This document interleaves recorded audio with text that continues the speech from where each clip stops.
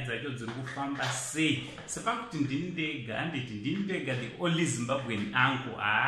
Vazukuru ngangonzwa mwana kuti Firinyi ndini uncle batai mumuinze pano padare, handiti.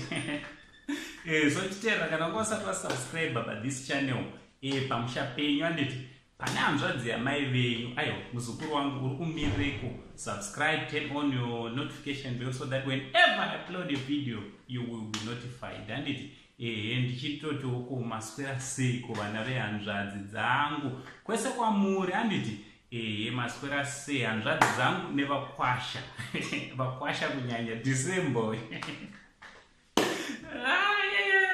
Right, vazukuru mastreets esocial media mamakanditi ndiswere ndichiona kuti nyaya dzacho dziri kufamba sei nekuronga nekurongonora. Aiwa pane chimwe chinhu chandifadza nhasika, ndosaka muri kundiona ndiri kunyanyofara kudai zvanditi kufara ndo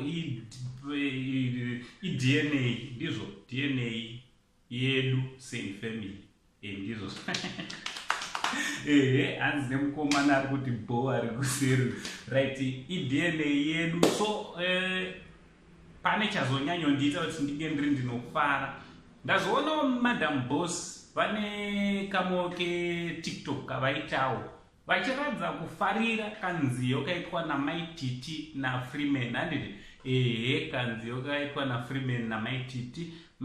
Madam Boss kana kuti Tyra mai Mofela ayo anga achiteedzerawo TikTok zvavo zvavanoitawo vari kuTikTok, achiradza kuti nemalaini aMaititi anga achimaziva. Chinova chinhu chinofadza zukuru sekuti Maititi naMadam Boss sekuzwa kwenyu vazukuru mastreets esocial media. Ndiri kutaura zvemastreets esocial media zvebackground ndinozviziva hatizive.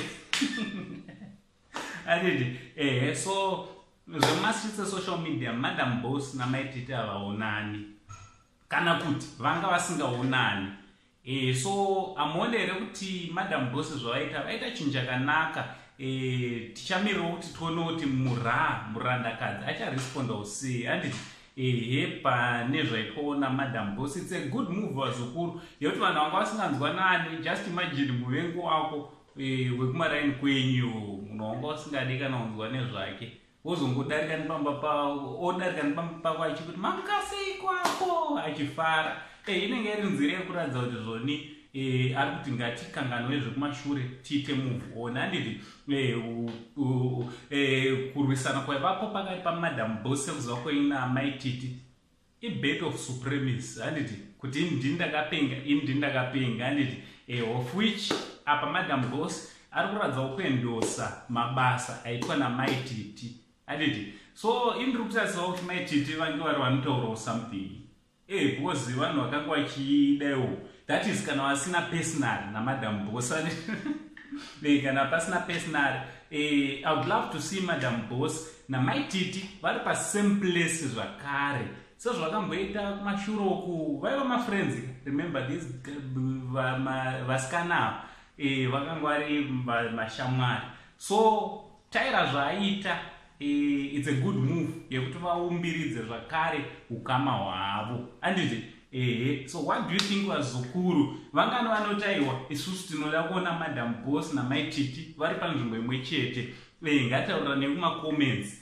Don't worry, vanomaona mavideos vanozviona zvatinachitaura vanavo. So vakaonawo macomments, handiti, vakaonawo macomments vachaonawo zveshuwa mafans edu arikuda kuti kana kari kakolabo chaiko chaiko titomboita kakolabo tiri tese, handiti.